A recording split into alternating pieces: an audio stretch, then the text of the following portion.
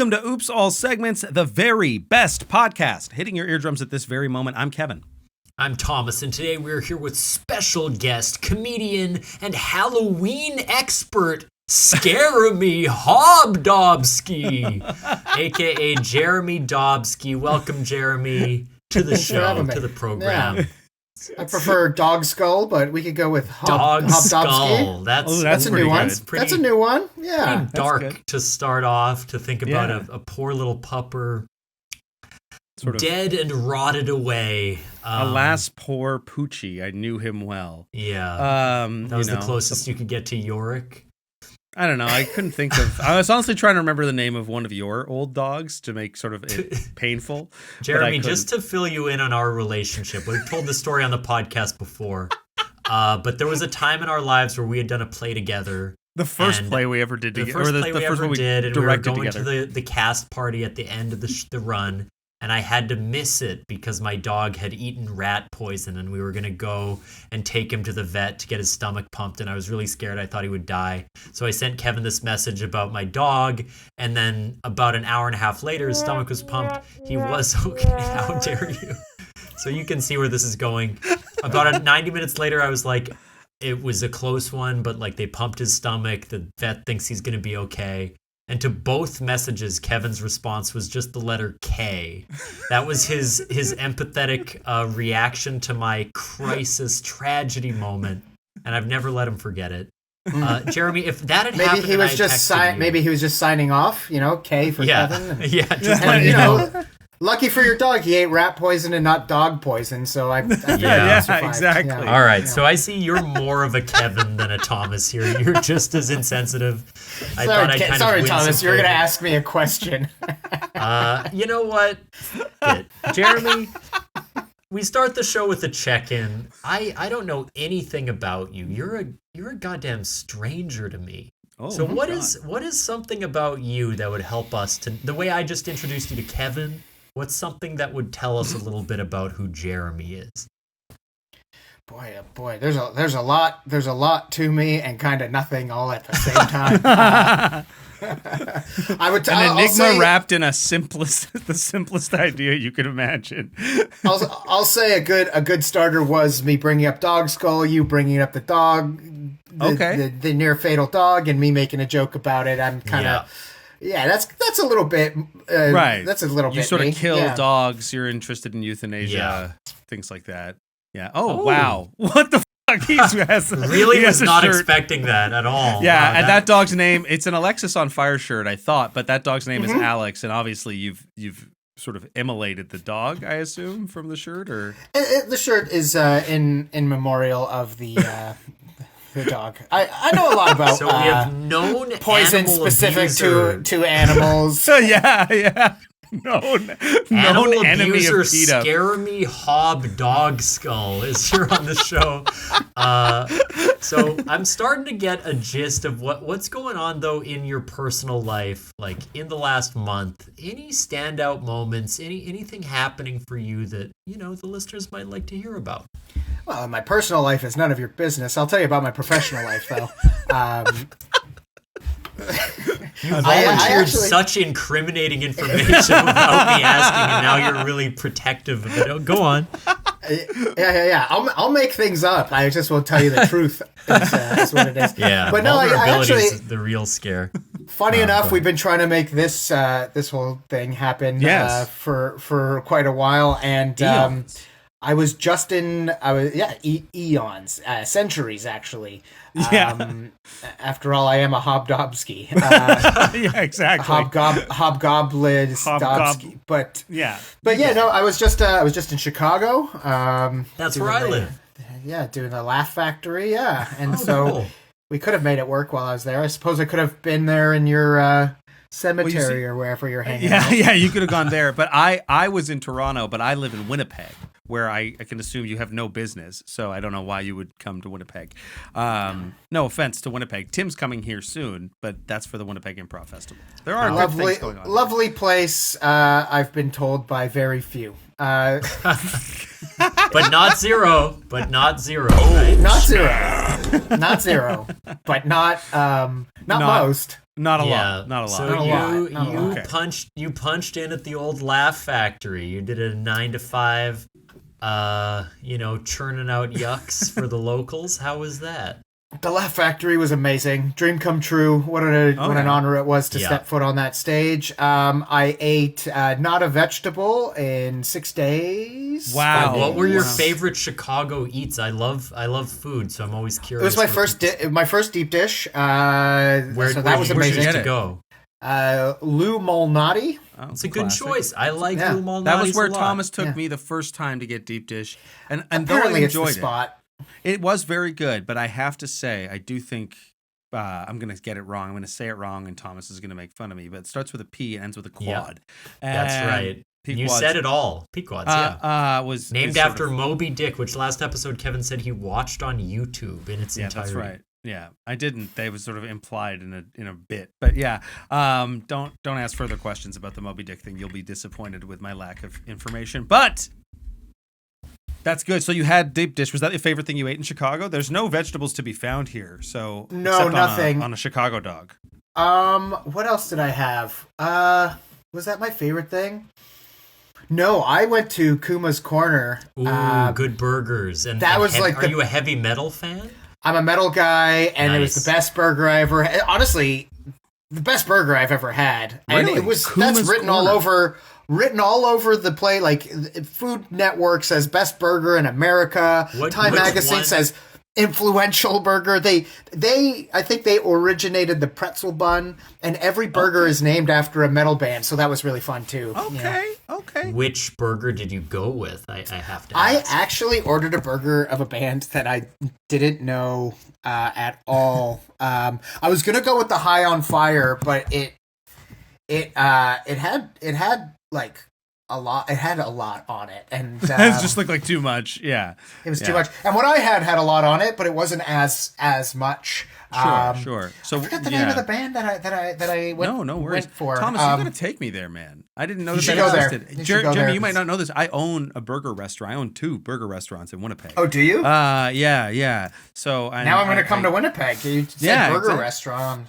We're sort of known as one of we do have a lot of amazing restaurants in Winnipeg. That is something that we have. The statistic people throw around is that Winnipeg has more restaurants per capita than any other city in Canada, but that's not true. We're second to Montreal. But yeah, we have a lot. Yeah. Here, I'm on this menu. I will tell you which one I got searching. here. Yeah, I like I'm searching. Kevin's burgers are all named after prog rock bands. The Gates of Slumber. The Gates of Slumber. Gates of Slumber. What was on that bad boy? Sounds like it's going to put you to sleep. It was bacon, maple syrup, farm fresh fried egg, garlic aioli, lettuce, tomato, onion. It was fantastic. All on a pretzel bun. Oh, that does sound really good. I almost went with Sour Vein because I looked up a bunch of the bands and that I didn't know because they had a couple bands. I haven't heard of any of these bands so far. No, like they had the Iron Maiden. Actually, pretty boring burger. The Metallica seemed like the best burger, but I don't like Metallica, so I would never say, "Please bring me the Metallica." Sure. Unfortunately, they have to pick a more crowd-pleasing band, one that's slightly less controversial. They have a Mastodon burger. They have a Led Zeppelin burger. Not really a metal band. Doesn't really fit. That's So, High on Fire, a great band. The burger, actually, one of the ingredients is fire. They set your burger on fire for you. Oh, that's fun. And then, and is this like a big place? Is there like a lot of seating, or is it small? Is it like a tiny it's huge. It's a huge bar space, big patio. They're playing metal the whole time. It was it was amazing. And the burger. I paid a lot for this burger, and I wasn't upset about it at all. Well, that's good. One of my favorite burgers on my menu is the Royal Canadian Burger at St. James Burger, and it sounds a little like what you had. It's like, we do a beef patty, mozzarella cheese. You get your regular kind of garden, your lettuce, tomato, pickle. I think we might not have. Maybe this one doesn't have pickle. But then we put like a hash brown patty in it, gravy, maple syrup, and it gets a couple of other things like that. I think that green onion and mayonnaise, and it's just like a very like sweet but savory kind of heavy. I can only have it like once a year. It's also got a fried hash brown on it. Yeah. I'm looking you up right now. Wow, you found me fast. Holy shit! Yeah, he's got the CIA sort of in his back pocket or something, looking me up this quickly. But wow, St. James 4 Burger, smashed Royal patties, Smashing Stacker Big Boy Burger. Oh yeah, I'm coming to Winnipeg to eat your burgers, dude. Yeah, last episode we made up fantasy pizzas, and it made me really hungry. And now we're talking about food, and I'm getting hungry again. They had one burger at Kuma's Corner that I was gonna order, but I'm like, it's way too much. So it was like, it was a burger, and their burgers are huge, and then they have chicken fingers on the burger, and then and then waffle, and then syrup and jam. Whoa! With bacon. Yeah, you see, it's too. I do agree with you. That does seem like too much, especially when your chicken is battered, right? Because then you've got like breading, and it can get pretty like dry and dense. So then you've got like jam going. That's a lot. That sounds good. Even the maple syrup was like, the bun. Yeah, pretzel bun's already sticky, and then the bun's coming off on my hands. It's a process. You spent a lot of money and did a lot of work. I was at a bar and grill this weekend, and someone I was with like ordered a burger, and it was truly stacked like this high. It had like 2 onion rings, avocado, bacon, like just thing after thing, and she had to like press it down very slowly. To sometimes stick like and then take off the top bun just to be able to eat it. Like we have to we'll do smashing stackers at Dreamland that are like 8 patties high, and I'll need to like stick like 3 or 4 toothpicks in it to get it to the person, but without it like falling apart. And then I have to be like, here are all your toothpicks. Please like be mindful of these as you eat. Yeah. Right after Simpson Kuma's. Sorry, go ahead. Right down the street, they had. Speaking of Homer Simpson, actually, I went to WhoDunIt for the first time, and they had a Homer donut. And I've been meaning to go to this place forever. I think they originated in Portland, and I found out they had a spot in Chicago. And as soon as I found that I was going to Chicago, I was like, gotta go. Yeah. And I think I ate 3 donuts after this burger and fries. I was like, oh my God. Listen, weed is legal in Chicago now. So. Yeah. That's amazing. Holy smokes. I'm so happy that you enjoyed the food in this city. It's like my favorite thing. So this is thrilling Thomas to me. loves food. And honestly, like a huge part of our show is us talking about food. I love food. I love food. Yeah. It's all and donuts especially are a big point of contention between us. Here's the question for you, Jeremy. Yeah. Best donut, prefer 1 or 2? Or either the apple fritter or the honey cruller? Apple fritter, 100%. Fuck you. I'm sorry, but you're wrong. Next time you're in Chicago, I must recommend the Stan's Donuts apple fritter is a uniquely good. Everyone was telling me to go to Stan's, but I bought 6 donuts from Voodoo, and they to the day that I left, I had donuts left over. Yeah, I mean, sure. Yeah. Next time I'm in Chicago, I'm gonna grab a Stan's apple fritter. Their fritter is real nice. I did just have an incredible fritter this morning, but I also had an incredible honey cruller. They're both good. It's been longer for me. I should get a cruller because I haven't had one in a while. Well, I'll take you to Crumb Queen next time you're in Winnipeg. We'll get you a cruller. It'll be good. That's my girlfriend is more of a honey cruller because she's dating Steve Sim. She's the crumb queen now. Really good. Yeah, sorry. Yeah. Well, we'll all be quiet for a second. We'll do it for the lulls. The lulls. I haven't checked in yet, and there's not much to say. What's going on with you, T-Bone? Jeremy, you don't know. We just recorded yesterday. Nothing has happened in between, really. I'll just say, since we're talking about food, I went to the Apple Fest for about 45 minutes in between my work this morning and this record. Took the train over, got a couple Apple mini donuts, got a raclette sandwich. Have you ever had raclette? These are those big cheese wheels. They heat up one side and then they scrape the melty cheese off. It's very Instagrammable. I want it so bad. It looks great. It is good. It smelled horrific. Just the cheese out in the sun while we were waiting in line. It was nauseating. But it tasted really good. And I am lactose intolerant, so I think you're on a ticking time. I'm going to be playing Russian raclette, and we'll see if one of these farts is fully loaded. He's been holding on to that one and the farts. I have since yesterday. I had plenty of time to brainstorm one joke for the episode, And I did. Kevin, I think you have something to show us for your check. I do. Yeah. So this morning, before I went out to the protest at the Ledge. I was at Crumb Queen, and I was with friends of the show, Carrie Woloshin and Jesse Bergen, and Woloshin. I think we established. Woloshin, right? Yeah, we got it. Yeah, she's been friend of the show, longtime friend. Can't say it right. Carrie, wary, quite contrary. And we were walking, and there was a Carrie and Jesse started discussing this video. Now, there's a video that they saw that is of a children's choir sort of singing, and they're paying tribute to somebody who's very emotional about it. And Jesse was like, "Yeah, I feel like, he's like this like popular artist somewhere or something." But it was this like crazy thing where the kids were all wearing sunglasses and smoking fake cigarettes and drinking whiskey. And I'm like, "What are you talking about?" And he's like, "Yeah, this boys' choir that was doing these things, paying homage to this person. I think he was like a famous artist." And Carrie's like, "No, I think he was a dictator. I've seen this video. They're paying homage to like a political dictator. It's not a good thing." And so I later on we discovered what the actual answer was, but I wanted to show you guys this video and get you to determine. Can we guess the figure that they're tributing to? Well, yeah. I mean, he's in the video. He's in the video. Can we guess beforehand? Yeah, I'm going to show it to you, and I want you guys to decide whether or not you think he's a dictator or the person that comes to mind when you mention art and dictator is, of course, Adolf Hitler. Yeah, famously a painter / dictator. I'm not about to show you like George Triumph W. of the Bush Will as well. But he was not a smoker or a drinker. So that's true. Yeah. Let me just double check here. Hold on. I'm going to make sure that it was Hitler a midnight toker? It is for sure. Also giving you sound. Okay, good. It will. Okay, here we go. All right. Here it is. He definitely stayed up late.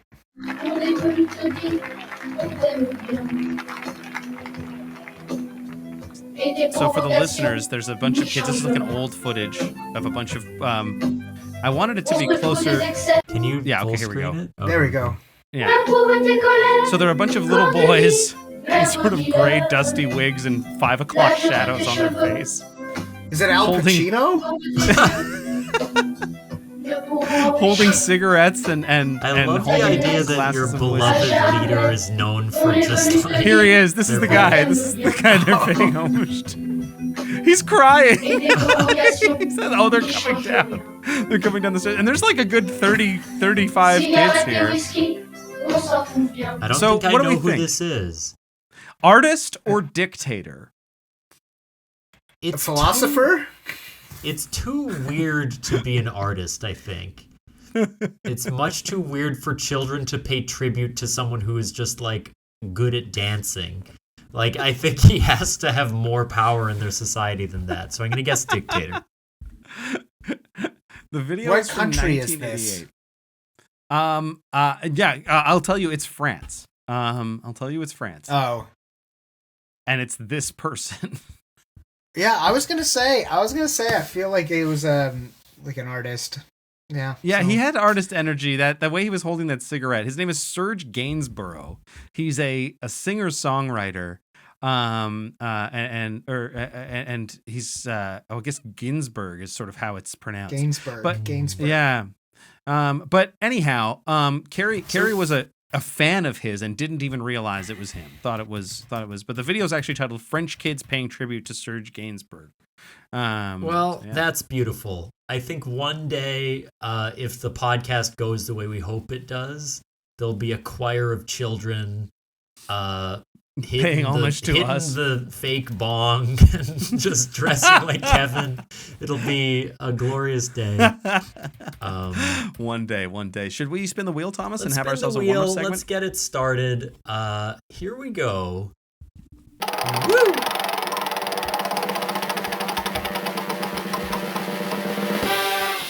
What do we got? WhoDunIt? Participants must discuss how this episode would play out if it were the start of a murder mystery. Which one of them would be the victim and which one would be the killer? Oh, okay. So I think the red herring would be that one of us talked a lot about murdering animals at the beginning. So the audience is going to think typically psychopathic, Scaremy Hobgobski is definitely the one who's responsible. He also, he loves heavy metal. The Curious Case of the Dog Skull would be the title of the show. But I also was like, this guy's probably an artist. Yeah. So I think either Kevin or I die at the beginning, and then the two of you have to work out which one of you killed and which one of you didn't. Not a lot to work with. Yeah. I'll say this, Thomas. You've got a more investigatory nature than I do, right? You've got like Criminal Minds style. Yeah, BAU I always say this, accreditation. Kevin. You don't have a curious mind. You're sort of just accept why do you the always surfaces say that? of things. You Well, kind of are just happy with the first dimension, and that's it. You're not even if try that to were dig true, any which deeper. I don't think it is. But even if it were true, it's weird that you would always say that, right? It's not good that would be sort of a repeated phrase that you'd return. If you were introspective, you would be able to take it in and work on it. But because you aren't, I have to say it again and again until it sinks in, like training a dog. And Jeremy, don't get excited. Just I said. Do be mindful of that. I do think. Let's say. So, Kevin, you think you would die? I think so. I think I'd be a good victim in this situation. Mm-hmm. So Kevin I'd like dies. to play the victim because I often do in real life. Great. Yeah. So Kevin he dies. Cause of death? I think I get up to go find something in the podcast and I go missing, and then you find my body, and it's sort of like so cause of death unknown, but like I'm a waterlogged body found. Waterlogged. Yeah. I think in your bathtub. I think I was. Yeah, sure. We'll say I was drowned in my bathtub. A bloated corpse in the bathtub minutes after we start recording. Yeah. I'm we trying start to like the episode make and small talk with Jeremy because we don't know each other that well, and also I don't know how to stop the recording, so we end up. The entire investigation is saved and released. And the camera does like a Blair Witch thing where it like falls over, and then I'm just like naked, bloated in the tub on the floor or something. Yeah, I think that might be the move. Yeah. Okay. Yeah. And how long do you think it is until we realize it's not a bit? Because I think for at least a couple minutes we're good one, Kevin. Wow, that's pretty convincing. He's for really Halloween. Committed. Yeah, he's naked. Yeah, that's a full commitment, right? You know. And I think YouTube would flag that video, but we could keep it up. Yeah. Well, one of the reasons why I want to be waterlogged is simply so that I seem like I'm more well endowed than I actually am. You think that's one of the side effects? I've heard that. Wow, he's water hogged. Look at this fucking guy. It's a floater. Yeah. Your penis is like one of those dinosaur sponges that you spray with the hose. A grower, not a shower. Yeah. A grower, not a shower.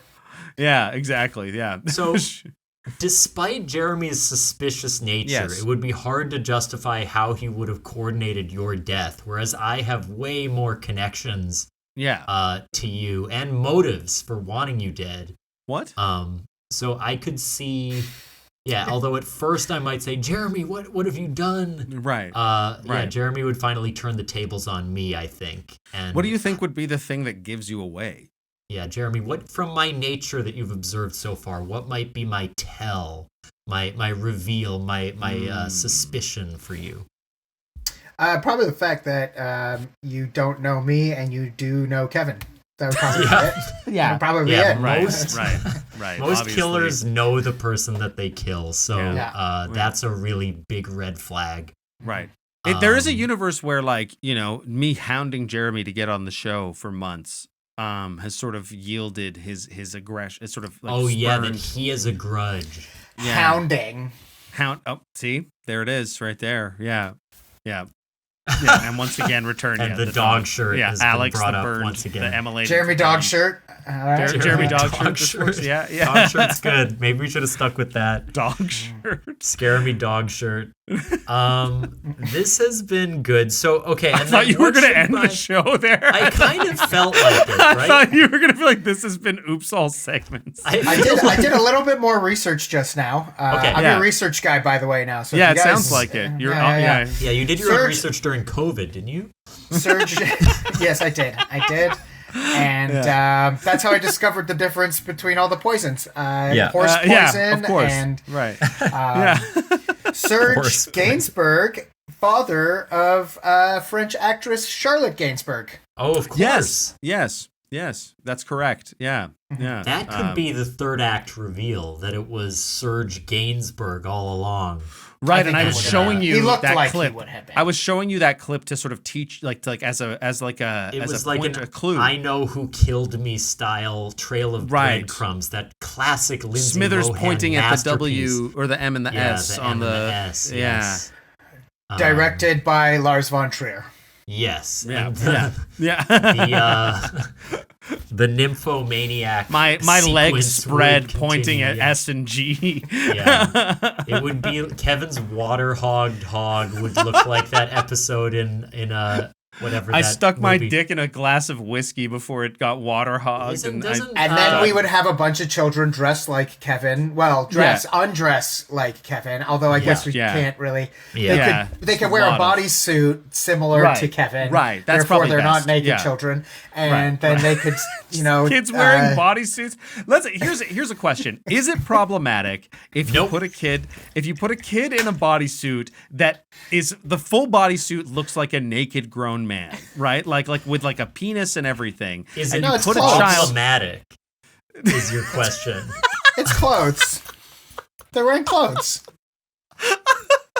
I don't know that I should have asked that question or even posted. They're just grown man clothes. Yeah, you certainly. But now that we're here, it's a shirt, let's but printed on the shirt is a naked man's chest. Let's play this out. A child has an accident. Yes. So a child has an accident. It's like, I have to change. Yeah. These are my only clothes. the only change of clothes you have is a full bodysuit of a naked grown man. Now, do you give with a the penis child attached, it's graphic. Now, you're able to give the child the clothes without them seeing the nudity, so that's not at issue. Yeah, they're not being exposed to it, but they will be. They can't see the naked image. Only other adults can see the naked image. But if you don't, the child is going to be stuck in this. This is a real devil's bargain. Jerry, what would you do? It sounds more like a Jackass segment, honestly. You mean this show is run by a jackass and this is our segment? Oh, snap. More like welcome to, my name's Scaremy Dobski. Welcome to Jackass. This is the child dressed as grown man's body. I need to get the Jackass start like that if guitar. If it were Jackass, I feel like this is what would happen. You'd have a little kid wearing a full bodysuit of Johnny Knoxville's naked body. And then you'd have Wee Man wearing a bodysuit of a child's naked body, and they would have to wrestle each other. Yeah, it would be like a kid, it wouldn't be like an actual. It would be like a young teen who's like an amateur wrestler. Yeah, and then Wee Man has to wrestle him in a mud pit. Yeah, and they would do it at a fair or something that would make people upset. If it's Jackass, it's not problematic. That's what I've learned. That's my rule. That is true. That's my moral code. Yeah. Nothing Bam Margera did was wrong at all. Yeah. Poor guy. Let's take a break. Ryan Dunn was the only one at fault. And who's gonna hold him accountable now? They can't. Yeah. Let's take a break and reset the energy and maybe not acknowledge the first half. So here's another podcast you should listen to right now.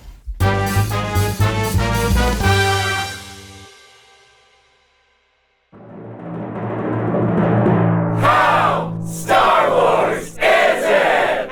Hi, I'm Mike. Mike. And I'm Josiah. And we're the co-hosts of a weekly podcast called How Star Wars Is It? On our show, we rate and review things on a scale of 1 to 10, but not of how good or bad they are, but of how Star Wars they are. We've covered lots of movies, from The Matrix to Guardians of the Galaxy to all the Star Wars films, but we've also reviewed things like pumpkin spice lattes, Halloween, moving, burgers. We've got over 150 episodes, and you don't have to listen to them all. You can just find the ones that look interesting and listen to those. There's no plot, there's no continuity. You don't have to worry about that. Okay? So if that sounds fun to you, tune in to How Star Wars Is It every Monday, wherever you get your podcasts. How Star Wars Is It? How Star Wars Is It? We love you, and may the Fourth be with you. Damn, son, where'd you find this? Damn, son, where'd you find this? What was that? Damn, son, where'd you find this? So, Kevin, I think when we play the pre-recorded things, there's like a momentary gap before we get your audio. Yeah. So in the last episode, instead of hearing welcome to Oops All Segments, it was come to Oops All Segments.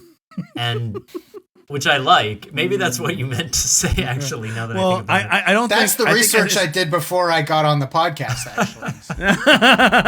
actually. Well, we needed you to be... That's why you said you were so relaxed at the beginning. You were just sort of in the afterglow. Yeah, no, I mean, that isn't the case when I hit it in the edit. That might just be how it's received for you. So I'll just have to be more mindful of that about when I trigger sound effects because I want to make sure everybody hears all of the sound effects, They're really cool. Legalize nuclear bombs. Swag Messiah. Anyway. Cool. Jeremy, you may have a segment of your own, and we'd like to know what it is. Could you tell us right now? Well, fitting for Halloween and sort of everything that we've said so far. I figured we could talk fears. What is a completely irrational fear that you have but that you can't seem to rationalize your way out of? Sure. I guess that's why it's irrational. But you can't ever use any form of intellect to be like, that won't happen. So what's your most irrational fear? And what's your most realistic fear? Okay. This is good. Do you have a name for the segment, Jeremy? Yeah.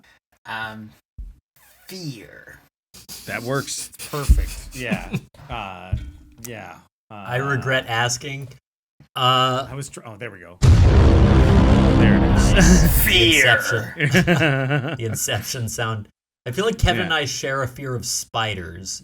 Yeah, definitely had. I just interestingly enough, we just had, because we're doing an improvised "Are You Afraid of the Dark" in a couple of weeks that's cool. at the Winnipeg Improv Festival. The local paper here was interviewing us and asked us all for our childhood fears and our adult fears. So I've been thinking about this a lot recently. And when I was a kid, I was afraid of spiders. I still sort of am. It's like, and it is kind of irrational. Like for the most part, most spiders are just spiders, and I don't like most bugs. They're really good. They protect you from other bugs, and they don't really want to attack humans, but they are creepy, crawly, spooky, scary.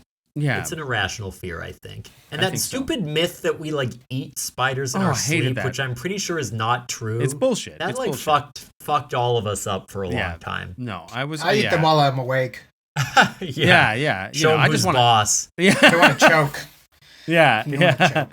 Yeah, you got to just shove them in there. So is this both of your fear, and is it one of yours? It's irrational, and one of you it's rational? I would say. Is that what I would say it is irrational. I'm not going to claim it as my most irrational fear because I'm a little more over it than I was. Though, as an adult, I'll deal with a spider now. A big tarantula would make me freak out. Yeah, for sure.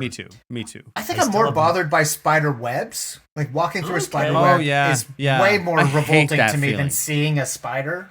What if it's a big spider though? Like what if it's like a hand-sized spider? Isn't that like fucking? If it's not on me, I don't care.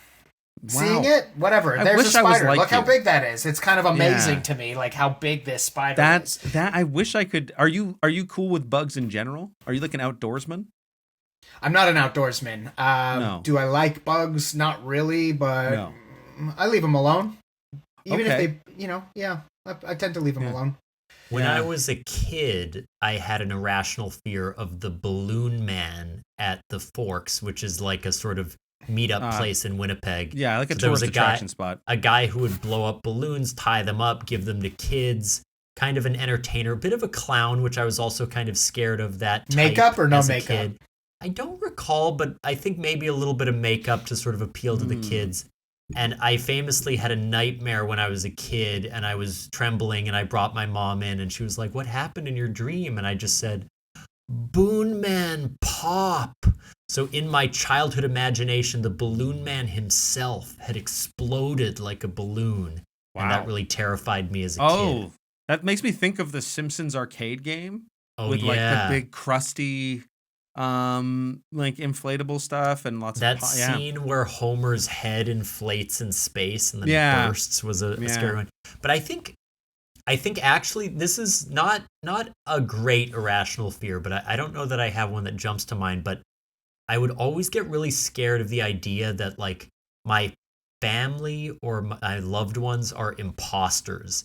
Like body snatchers. Invasion of the Body Snatchers. Is that irrational or rational? I think it's irrational. Well, you think? Rational. Sorry, you think like that I might truly believe that they fear.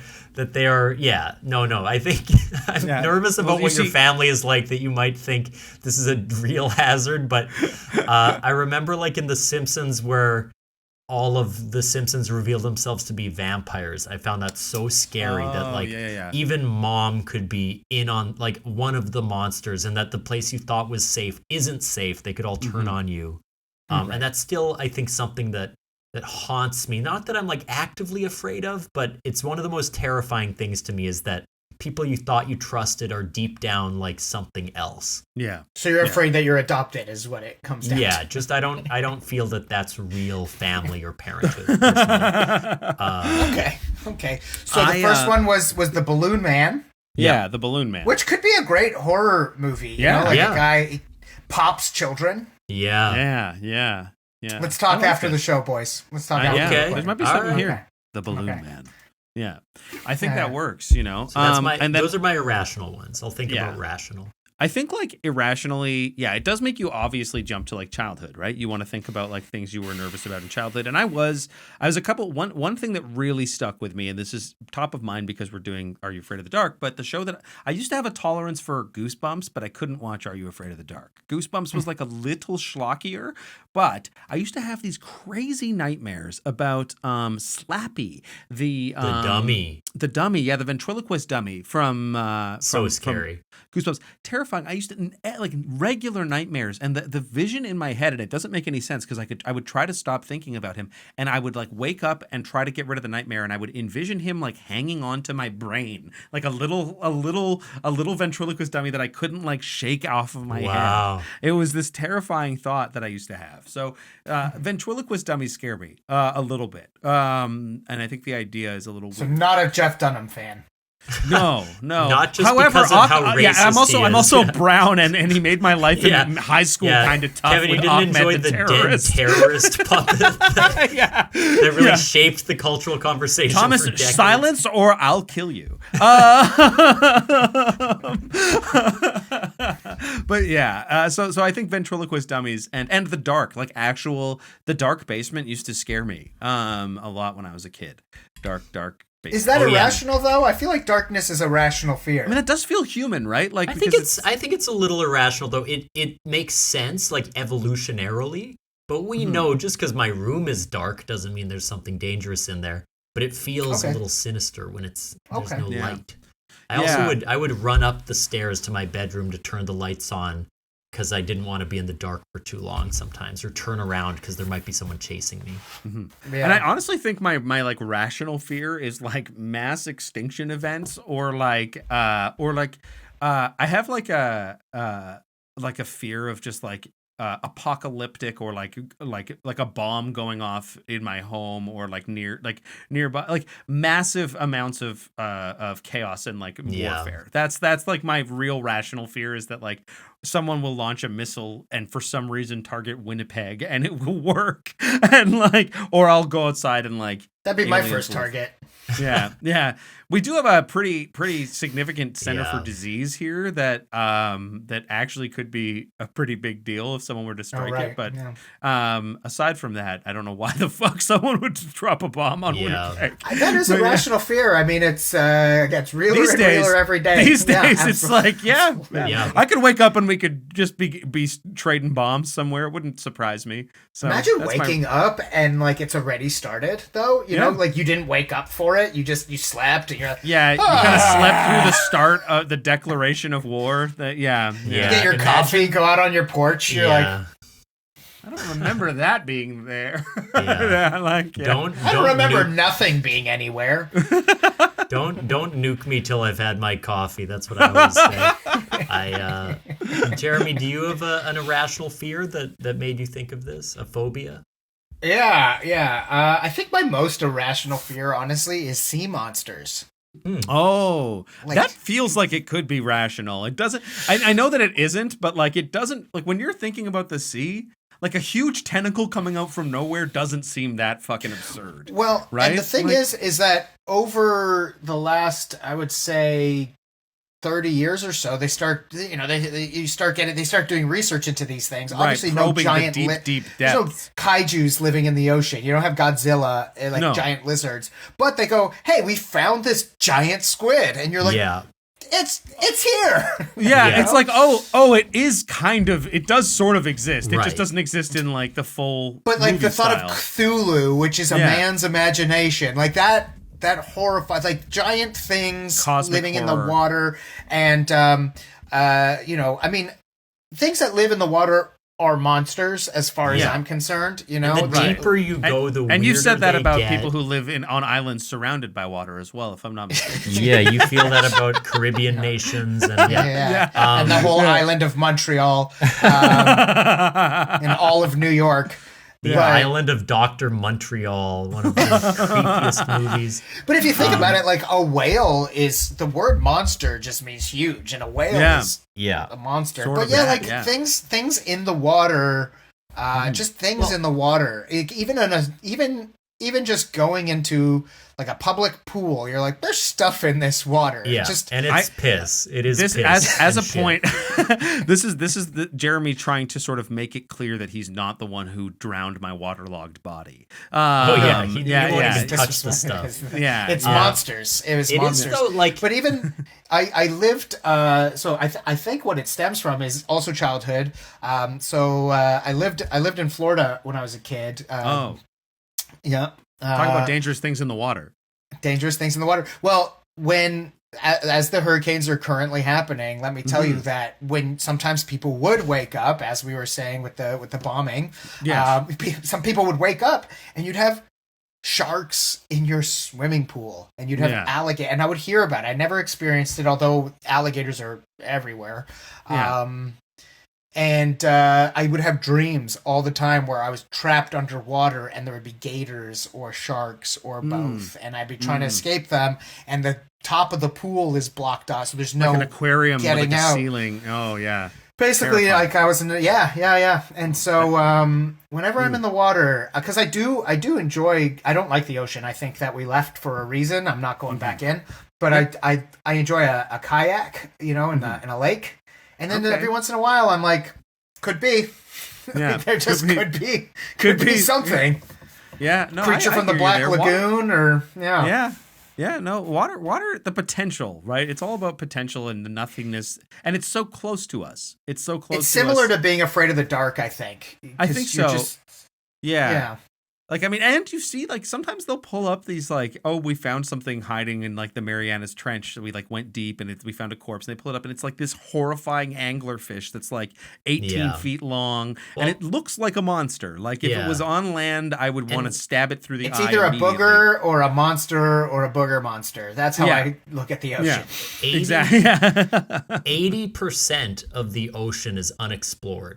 So we know such a tiny fraction. Like, there are deep mysteries across the globe that we have no knowledge of. And that is so scary. Like, the pressure of the deep water, the creatures that could survive down there, their biology probably is completely different than the animals we're exposed to. Right. And like the most terrifying thing about it is, like, we all one day, the promise of capitalism is that we'll all one day become rich and be able to explore the depths of the ocean on our own. That's going to be awesome. If we can do that at some point, and sort of like the ocean is so scary that it won't even allow billionaires to go down there in a tin can and survive. With that's a terrifying Logitech to me. Controller, yeah. That's terrifying to me that one day I could be on a Titanic submarine. That is kind of my rational fear connected to that. Which is that you become a billionaire. I become too successful and I become out of touch. Wouldn't that be so? Because it's pretty likely to happen given how talented and hardworking I am. And when I do, I'm scared that I won't remember the people who brung me, the Kevins of the world, the kind of the people who helped me get there. Because it kind of sounds like you think you're going to like sort of exceed beyond thinking. You're going to forget me. We've done over 100 episodes of this show together. You're going to forget me? I think you'll be floating up on the surface of the water. Right. Yeah. I'm going to be in with a huge tube dick, sipping on a truly seltzer while Kevin's waterhogged body is just floating by. My actual irrational fear is that. Or rational fear, rather, is, and this is kind of a thing I want to believe, and I do believe for the most part, that given the opportunity to be good, to be kind, to be generous, that is like what human nature actually is, and that it's only the societal structures that cause us to be selfish, competitive, greedy, ruthless, etc.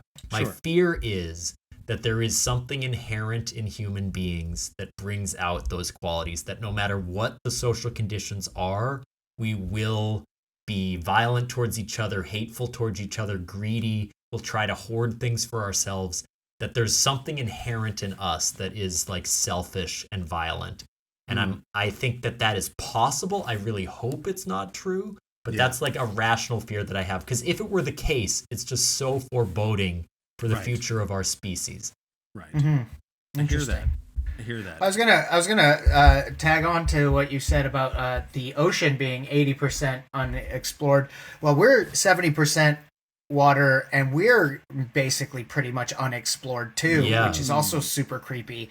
Right. And I think that leads to my my irrational fear, which is just a terrible disease. Just a horrible disease that's debilitating, or penis cancer. I think that. Sure. Yeah. Terrible. Yeah. Sure. I get you. Yeah. So one of the options is a terrible disease. The other one is penis cancer. So you don't consider that a terrible disease.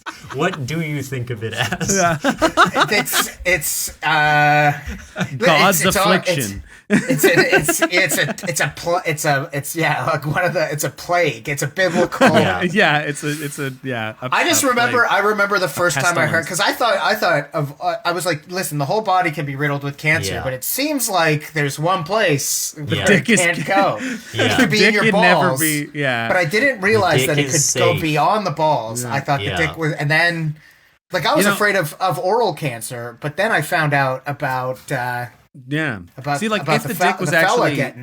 the dick was actually resistant to getting cancer, then they could just take dick cells and put them wherever your cancer was, right? So like if you had like mouth cancer, they could just take some from your dick, put it in your mouth.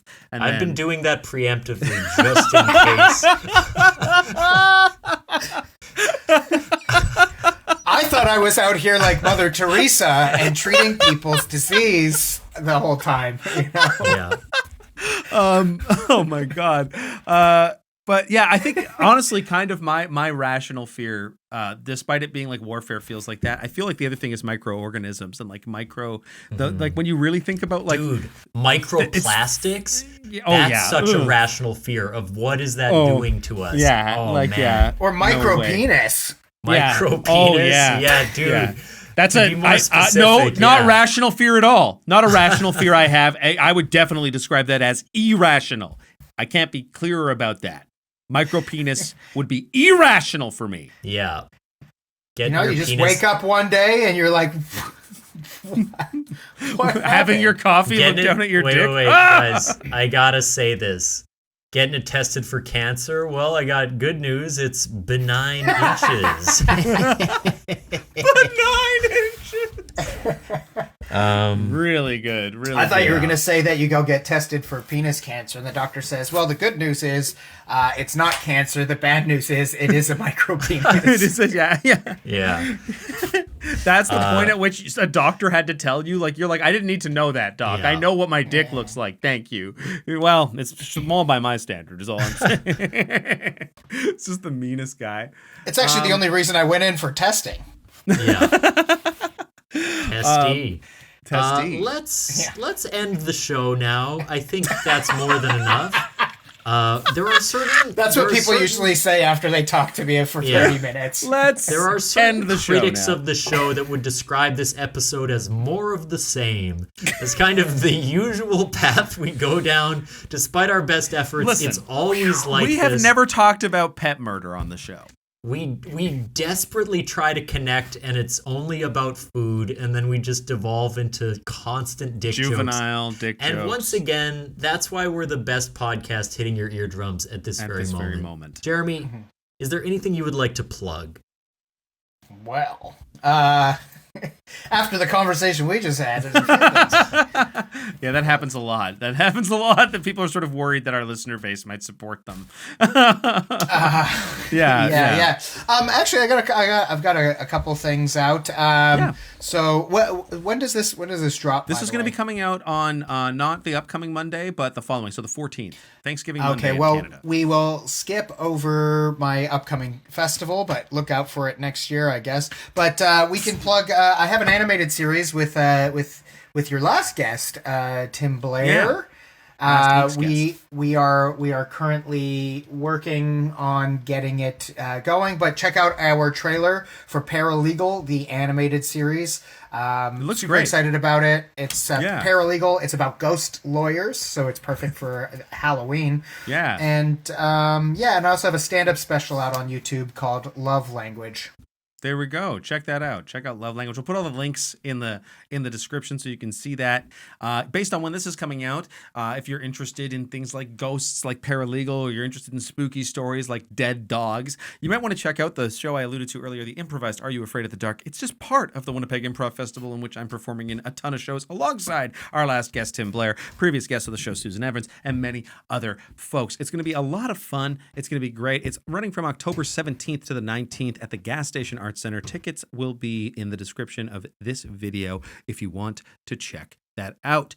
You can also make sure that you rate this show 5 stars and that you subscribe to it on the platforms that you're listening to. Thomas, tell them about What We Do in the Basement and what you got going on. Okay, What We Do in the Basement is a D&D podcast. It is a actual play that Kevin DMs. It's very funny. I was in a lot of it, then I left, and it got better. The last few episodes have been really, really good. Check it out. Some crazy stuff is happening. If you like the wild fey magic, it keeps coming back. It's the gift that keeps on giving. You'll see why. And I've got a sketch show called Season 1. Our second show, Brand New Sketches, is opening October 17th at the Den Theater at 8:30 in Chicago. First show is really fun. We write a brand new show every 2 weeks. Come check it out. That's what we're doing. Thank you, Jeremy, for coming on to the show. Thanks you, for Thomas, for being a micro-penised bitch. And thank you, listeners, for listening to another episode of